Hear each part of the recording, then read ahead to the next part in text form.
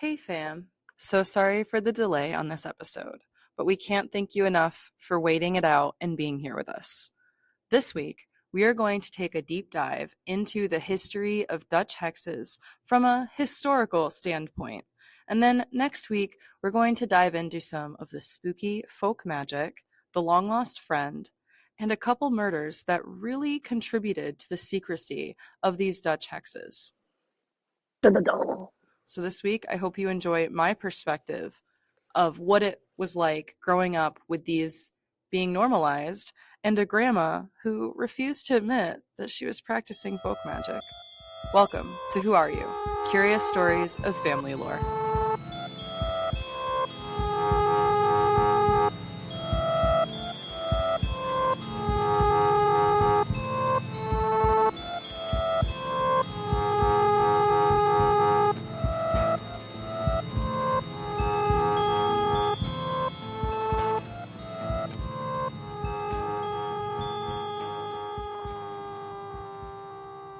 I'm Wietze. And I'm Sam Ivy. Today, starting this topic, seeing the Dutch hexes at my grandparents' house is what made me want to do this. Yeah. It made you go down this rabbit hole. Yeah, and they're beautiful too. I'm actually going to go grab one really quick. Hold on. So this is one that I made based off of the hex at my grandparents' house. So this is the WILKUM hex. And before doing any research on this topic, I knew that this was over their doorway as you enter their home, like a version of this by a Yeah. famous Pennsylvania Dutch artist named Jacob Zook or Zook. Okay. So this is a design based off of his, but basically, I know that when you walk underneath this, or you walk past this, or you walk through, like this needs to be in a space that you pass through to enter the home. This is a welcome hex, so it's supposed to bring you like good luck and happiness and leave all your cares and worries at the door. So to make your home a welcoming and safe space, basically. Okay. So super symbolic, placed in specific places. This is on my fridge. It's not necessarily in the doorway, but But when you open the fridge, you are cleansed and able to plenish yourself with libations. honestly, yeah, welcome to nourishment. So wherever you place it, through a threshold. So, you know, my grandparents also had magnets. That's why I did that. I was like, oh, I'm gonna make a magnet because I made this. This I made based No, off that's of really Jacob. good. Thank you. Based off of Jacob Zook's design, but it's like cut in from wood, layered. And Okay. actually, there's another version of this that I will post that's going to be given away for, Giveaway? well, sorry. There's a version of this that's going to be given away for the giveaway that we mentioned last episode, and I will post pictures of it, but it's a welcome hex. After this episode, once you listen to this episode, if you're like, wow, I would really like a welcome hex that I could hang at my door, you can put this by your door. I can even I'll probably just like maybe attach a wire to the one Oh, in the yeah. giveaway. Most of what I'm going to be talking about comes from this book. This is called Hex Signs, Folktales, and Witchcraft of the Pennsylvania Dutch. And it has its own hex on the front of it. And something Nice. to note, there's this intricate border, and then you have two birds facing each other, and the birds are really intricate. There's hearts, there's that plant again. I think that's wheat, but then you have this Yeah. like star kind of shape. So same setup of symbolism, but different words but same I know this looks like structure. a bull's face. Like, if you look at it without looking at the two birds, if you look at it as a whole picture, it kind of looks like a bull or like a cow. Yeah, it does. That's That's true. wild. It's very, very cool. And this is actually on the side of a barn. So the cover of this book, that's like, I don't know if you can see it, but it looks like barn paneling. So, So that makes sense. That's cool. yeah. So I kind of gave away a lot, but like when you hear the word Dutch hex, what do you think of?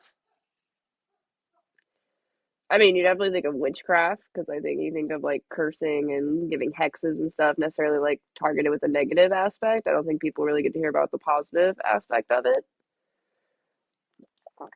Yeah. Now, what country do you like think of when you hear that?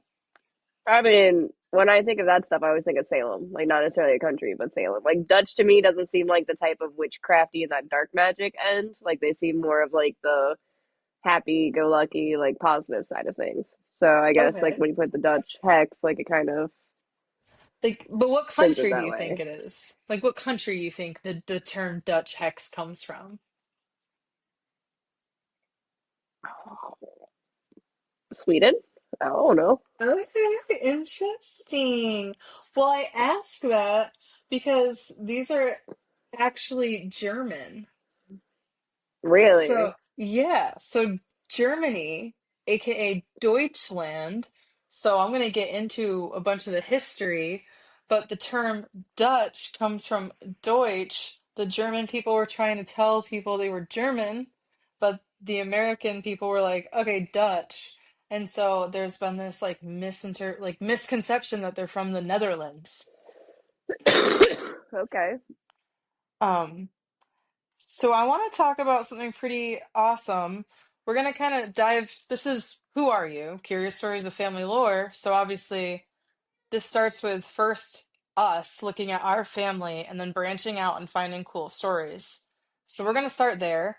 I'm going to kind of explain what my family has to do with these Dutch hexes, the history behind a great immigration that contributed to the birth of these Dutch hexes. And then next week, we're going to talk about a few murders that took place due to the belief that they had in this magic, as well as the long lost friend grimoire and some spooky spells to go along with it. Okay. But it is a very tragic, kind of scary tale that became legend. And we're also going to see like there's a lot of secrecy behind the practice of Dutch hexes and powwowing, which is a term that we'll talk about. But you can't practice unless you are if you were born into this. And there's nothing written down, really. There's one book that has some stuff written down, but for the most part, it was very hush hush. And you'll see there's like some murders that take place because of this Oh, and okay. could maybe contribute to some of that secrecy.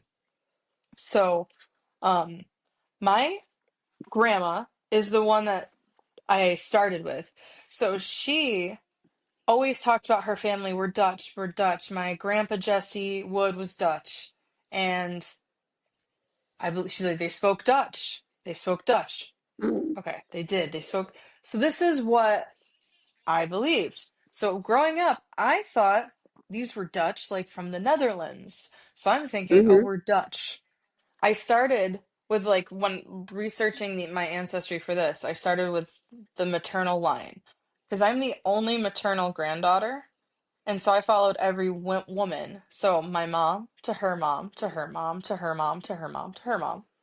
And what I found was my great grandma's grandma came over from Denmark. So that has nothing to do with Pennsylvania Dutch. So I was like, okay, that's awesome. Gonna look more into that later. So I was like, Mm-hmm. I was like, oh yeah, it was my grandma's dad's side that she always claimed was Dutch, where these hexes come from. Grandpa Jesse. So I was like, let me do that. So that I traced way back to the 1700s. And this is what I found. But I went back to this one specific person.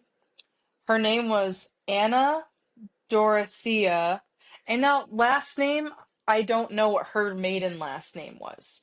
But she married somebody with the last name Wiederbach. Okay. And it's spelled well, I mean, it's spelled about this. There's a ton of different spellings, but the German version is Wieder, Wachs.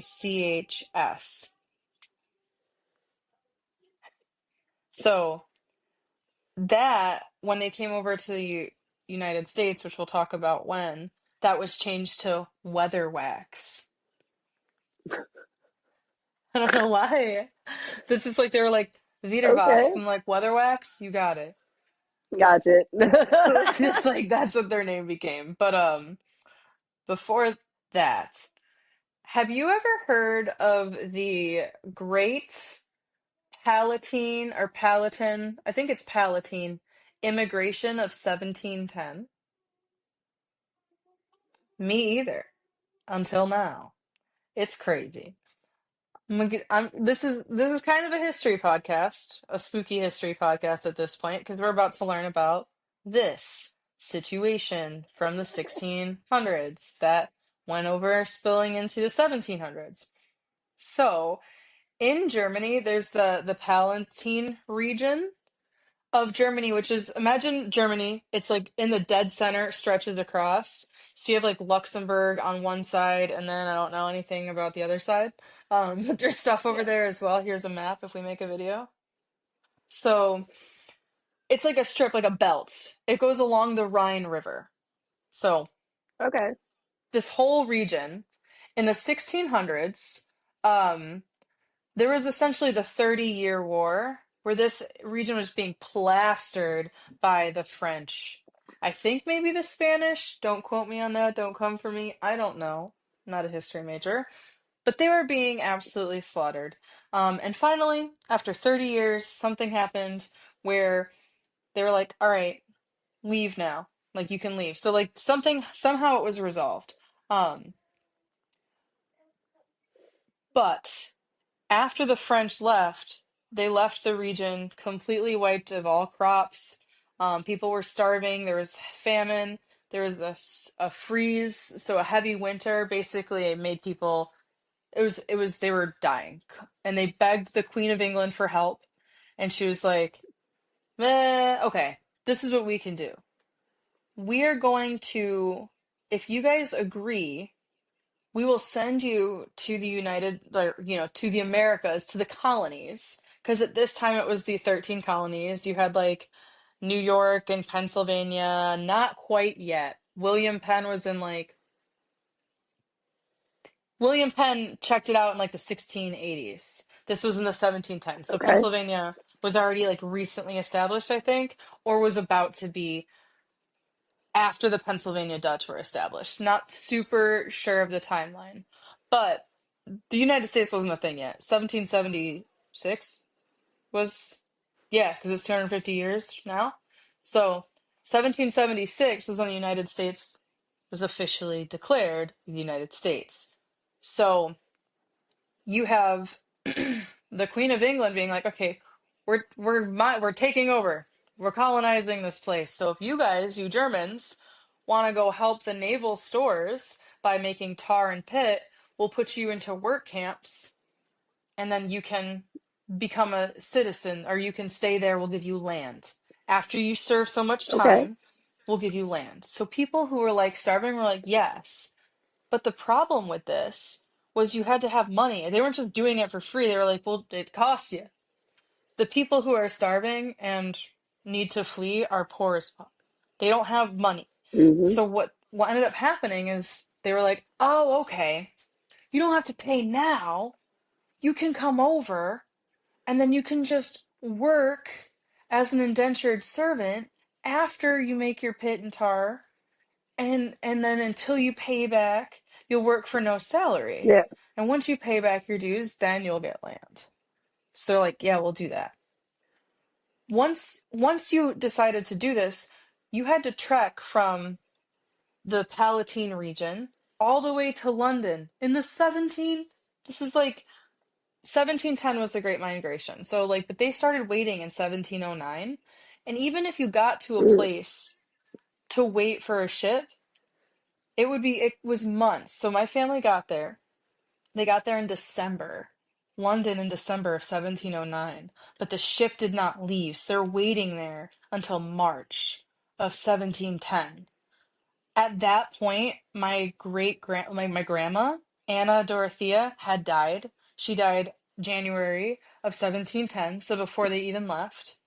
And then the following children passed away on the ship, and she was considered died on the ship because I guess they had boarded the ship, but it hadn't left or something. I'm not Yeah. sure. But as along with her, the children that died as well, everybody had the same first name, mind you. So everybody's first name was Anna. Their middle names were different, and then every male was Johann with a different middle name. So Okay. Anna Catherine, who is 3, Anna Barbara, who was 1, Anna Cecilia, who was also 1. I think they were twins. Johann Jost, who was 5, and Johann Bastian, who was also 1. So maybe triplets. Actually, I didn't realize that they were all Mhm. 1. So potentially triplets. So they all died on the ship, and then my ancestor was 10 on that ship when they came over.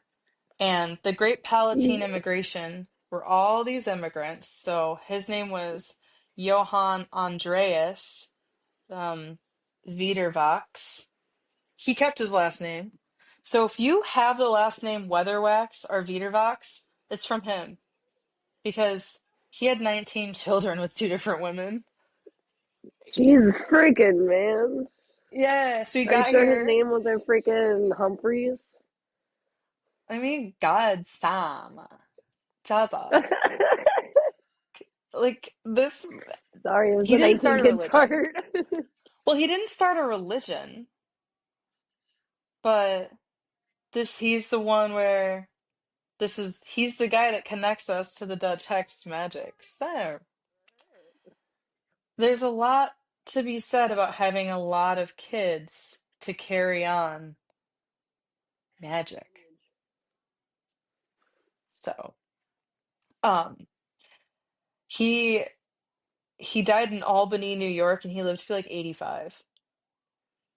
Okay, that's pretty well for Yeah. that time frame. Jesus Christ.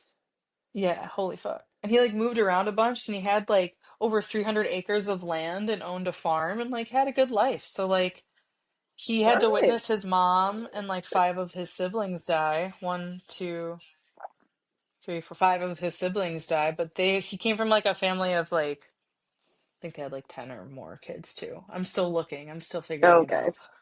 Um, So they had backup but kids to the first kids. Got it. yeah, I mean, kind of.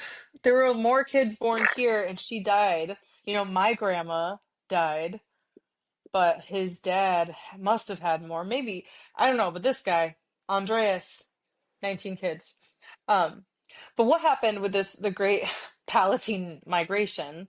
Little Andreas is 10, and it's him and his dad, and I think there were a couple other siblings that survived. When you got there, you were placed into, what were they called? What were they? Work camps. Work camps. And so, sorry, my nose itches. Oh my God. You were placed in work camps. You were either placed in the East camp or the West camp, which this just sounds kind of scary. The East camp was called Sounds very Germantown. reminiscent of something that happens later. Yes. And yeah, it just, I don't like camp. You're not camping, you know? You're trying to survive. Um, East camp was called Germantown, and then West camp was called Socrates. Socrates. Um, excuse me. But what ended up happening is so many German immigrants came over that they Mm. couldn't the work was so exhausting and hard and difficult that they just couldn't do it. Like it was physically impossible for like a human to do it. And so this plan fell through. So what they said is they're like, "Sorry guys, you're SOL. No land for you. You didn't fulfill your promise. Bye. Get out of our work camps." So you had over, I think, 3,000 German immigrants now. It's been 2 years. It only took 2 years for them to be like, nope, bye, no land for you. So now they're like in this country. They get to the not country yet at this new place where they're stuck. They're not going back. I mean, so many people died at sea. It was so common for people to die. I mean, Mm. Losing 5 of your kids, like that's so crappy. And being 10 years old, he remembers that. Mhm. 10 years old, oh my God, that shaped him for the rest of his life. The rest of his life, he was a hard worker. Basically, what ended up happening is after they were kicked out of their work camps, because the government sucked the government. It was actually English still controlled. So half of the people, the German immigrants who were kicked out, settled in the Mohawk Valley region of New York State. And then the others went to Lancaster County, I think, is what it is. But basically, Pennsylvania, central Pennsylvania. There were no German immigrants in the United States. It wasn't the United States, in the Americas, in the colonies yet. This was the first batch. There were a couple that trickled in before that. There was a German immigrant who basically taught the army to be the army under George Washington's command before the army was a thing. And now a lot of the basic military structures, because of this German immigrant that came over around this time, maybe during this Great Immigration, I'm not totally sure, but just a lot of like German influence early on in the colonies. Um, and the half that went to the Mohawk Valley, or before they split off, because this is important, and I don't know how to say it. I want to make sure I'm correct. The Mohawk tribe, the Native American Mohawk tribe, that's why the Mohawk Valley is named the Mohawk Valley. So you have the entire group of German immigrants before they split off being influenced heavily by Native American culture. And then when the Pennsylvania Dutch split off, they traveled through Native American territory to get to Pennsylvania.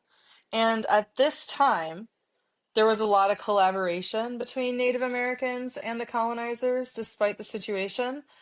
So there's a lot of Native American wordage and practices that are ripped off from the Mohawk Native Americans and other Native tribes. For example, Okay. the word powwowing, and that's part of the Dutch folk magic. Um, so I just wanted to say that there was this collaborative kind of thing happening, but obviously it's hard to call it a collaboration with the situation. It's I don't want to paint the German immigrants as the bad guys, and I don't want to say that the Native Americans were happy they were there either. It was a Mhm. situation that they were both forced into. The German immigrants either do this or die, but also you did die, a lot of you, in the process. It was to make your future descendants have a good life and give hope to your family line continuing. And the Native Americans Yeah. were just trying to not be slaughtered. Were doing anything they could to live in peace in the best way that they can and hold on to what was left, you know? So it's like this. Mhm. I When you look at something from all perspectives, it makes it I've been so fascinated by these Dutch hexes my whole life. And it's just like now that I'm like, oh, they're German? What we know about Germany Mhm. and how the immediate negative connotation, Oh and yeah. it sucks, but we all know. And it's going to come up a little bit. Obviously this was pre 1930s, but um my identity growing up was Dutch. Now I'm like, oh, I'm not Dutch. So it's like kind of weird, but um it's also good to know the truth. So 100%. that is the history part of it. But now this is the spooky part of it. Okay. Now we're going to get into some of the magic. And this is the part that I was raised on. I didn't know any of the sacrifices that my ancestors made. Because let's be honest, to decide to leave your whole home country because they were ravaged for 30 years. They were under attack in the Palatine region by foreign countries.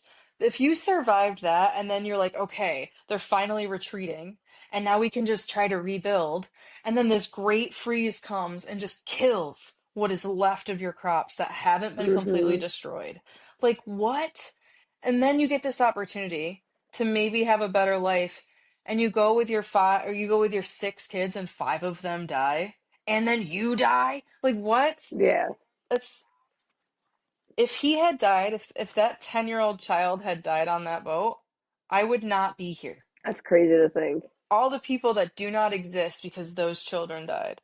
Anyways, I took some notes all in this book. So, these Dutch hexes predate Christianity, but they are considered Christian folk magic because, of course, the Christian religion took what they liked about it and renamed it and repurposed it. Okay. But originally, this is ancient. Like these symbols are ancient. So I want to show you some of them and talk about what they mean. So this right here is a spiral, a basic spiral, but it Mm-hmm. symbolizes a sun rune. And so the poem on it is sun is the shield of the clouds and a shining glory and the lifelong sorrow of ice. And then that image goes along with that Okay. rune poem. That poem describes why these Dutch hexes began in ancient pagan Germanic times. They worshipped the sun. The sun was a cycle. It was the way that they could document continuing in life, but also the belief in Yeah. reincarnation. Because just as we just celebrated the winter solstice and the new year, and the winter solstice is the rebirth of the sun god coming back again. So just the fact of practicing that belief in rebirth of the sun god, that's that promise of that cycle, that circle, the never-ending circle. And so these Mm-hmm. Dutch hexes were originally created to represent the path of the sun, but also relating to their lives. So every phase of the sun represents a phase of life, just like the seasons, right? So winter is death and rebirth. Yeah. Spring is youth, right? That time of youth and in full bloom. Summer is kind of that middle age that you're still in your prime, but you know, old age is lurking. And then the fall is you've reached old age. Mm-hmm. You're at your end sort of, but you're still beautiful and healthy, but towards the end. And then winter represents that death. So they worshipped that. They didn't consider it religion. It was just obvious. It was everywhere in front of them. So even Well, if Stonehenge. you think about that, like they lived off the. Oh, sorry. No, I you're was gonna good. Go say, just ahead. spinning off of that, what you were saying about the sun god and everything, and how like they worshipped him. Back in the day, like your survival depended on your plants and how you grew and stuff like that. So if you think about it, all the cycles of the sun or all the seasons that they're talking about, and why winter's death is because that's when nothing could grow. The land is unusable. So Hmm. it kind of ties into like Yeah, that too. exactly. And like, think too, like if your crops are bad, maybe you feel like you're being punished. And so you're going to do extra, making Hmm. a piece of art, making a hex to honor the sun god as an Yep. apology for anything that you may have done. And then you hang that, or they used to carve them in stone. They used to place them on graves. They used to adorn chests. Ancient pagan chests would have these florets. And I'm going to show you what those look like too. But I think it's important to know that the very first recorded or found floret or star are from ancient times, carved into stone on graves, on That's tombs, crazy. on yeah, on arches. Like these were honoring their sun god and their god, and also represents the hope of rebirth and the belief in the magical powers of the sun. But where the sun exists, so does the moon. And Hmm. where there are deities for the sun, there are deities for the moon. There are deities for every season. There are things to do for every season. So these Dutch hexes are not Christian. They began as pagan, almost like prayers to their sun god. And when we moved into this house, there is a sun up on the garage. And some like Mexican, South American, I think, culture, if you place a sun by your door, it like keeps you safe. It's like protective. So like it has to be by like the front door. Hmm. So just really interesting that ancient South American civilizations practice placing things on doorways, honoring the sun as well, just in a different way. But I was like, Yeah. it's the same thing, just represented based off of your understanding of the world where you are and what you were like, wow. Hmm. But it's a universal thing. They couldn't call each other and be like, hey, how are you worshiping the sun? And they were like, oh, we do like Dutch hexes. What do you do? We put suns by our door. Sick. Like they don't do that. Like it's just something that happened. It's same as like, common day witchcraft where you put crystals above your door frame. Yes. Which I'm so glad you said that. I just put mine all out last night. Uh and I forgot that we put those above my door frame out on my porch too. But my grandparents owned a camp that they bought in like the 50s, and my entire life there were crystals on every Hmm. single windowsill had crystals. Diamonds, like raw diamonds, just everything, different stones that you find in the Adirondack Mountains, just in on the windowsill. That's a ancient pagan folk magic right there. Like pretty cool. Um, Yeah. so this eventually, like when these Germanic people came over, they carried these things with them. They like brought chests. They brought the little possessions that they have and then the memory of these things as well. The people of both in New York and Pennsylvania, this is the belief. I want to read this word for word. I think this is really pretty. It compares the sun to human life, like I talked about, but in a really poetic way. So I'm going to read this to you because it's about to get really less poetic after this. So I just want to give you a nice little moment of grace, and then we're going to get into some relatively weird stuff. So here we go. Are you ready?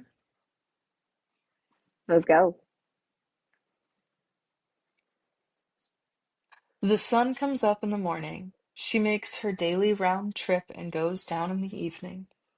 The sun makes her yearly trip. In the winter, she only makes a small arc in the sky. She rises and sets quickly in the north country.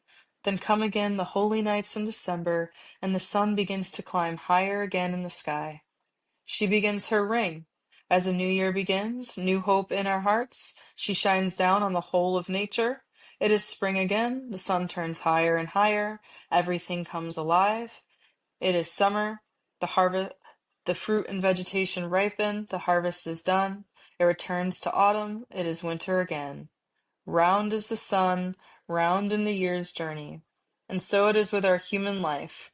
We arrive as a child in the world, the years pass, we grow up, we may get married, we may have children, we age, we are laid in our graves, and our children and grandchildren take the same journey from the crib to the grave and the eternal ring from time to eternity.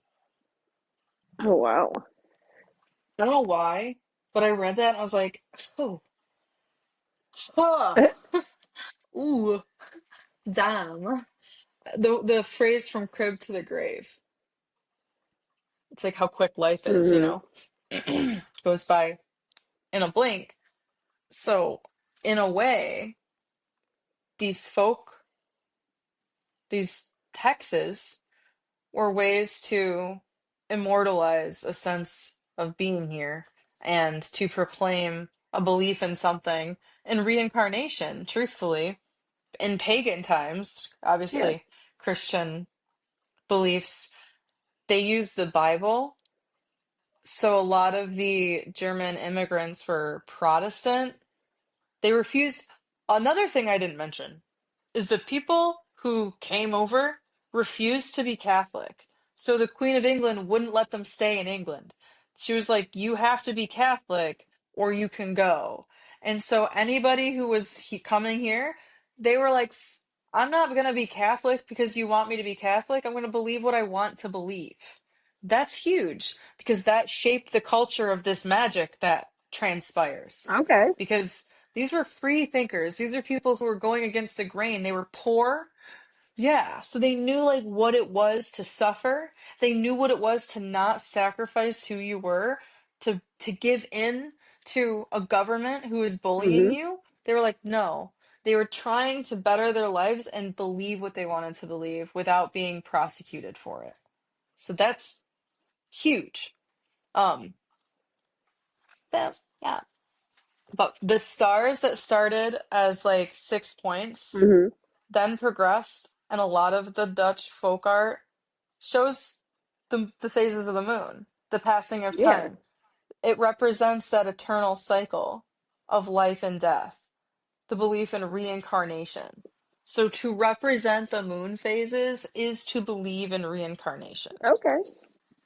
And that's what my grandma, and I don't care what anybody tells me, when you're raised by a grandma who believes in these things and she tells you, you keep coming back until you get it right, you're reincarnated over and over again, then those compass stars start making sense. The almanacs all over the house start making Mhm. sense, tracking the moon.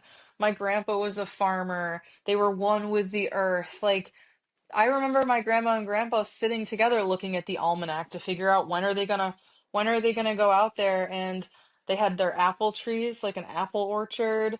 Um, he grew gooseberries, my grandpa did, tons of Okay. crops. So he was constantly using the sun and the moon. I'm just like, this is all from ancient pagan beliefs of following and tracking the sun. So, um, but now I kind of want to talk a little bit about this thing called the Long Lost Friend book. Okay. Have you No. heard of this at all? Okay. Well, I hadn't either. Well, actually, that's a lie. Um, I have heard of this, and I always thought this is a book. I have heard of it through my grandma, but also there was like something when I was a kid in her house that had the words long lost friend on it, but it was like in parentheses. Okay. So I don't know what it is that I'm remembering. But basically, The Long Lost Friend is a book of powwow magic and spells and healing practices. A lot of the Pennsylvania Dutch, I mentioned the word powwow. So when they spread out, essentially they took medicinal practices from the Native Americans and they took their powwowing or their gathering and they took that name. If you were a powwower, you were a healer. You were of Germanic Palatine blood and you could heal. So you would go to a healer to get better. And the Pennsylvania Dutch didn't really use they used they used powwowers or healers, and they used this book called The Long Lost Friend, Okay. and that was their grimoire of spells and is the driving force behind some of the weirdness and secrecy behind Dutch hexes. So that is where we're going to leave off today because now it's going to get weird when it was just historical and somewhat weird. But really, we're going to focus on some abstract spells next week, as well as some of the specific symbolism and really, really common Dutch hexes. But yeah, so thank you for being here, fam. And never stop asking yourself, who are you? Sam's audio cut out here, so let's just just my lovely voice that you get to hear continuously.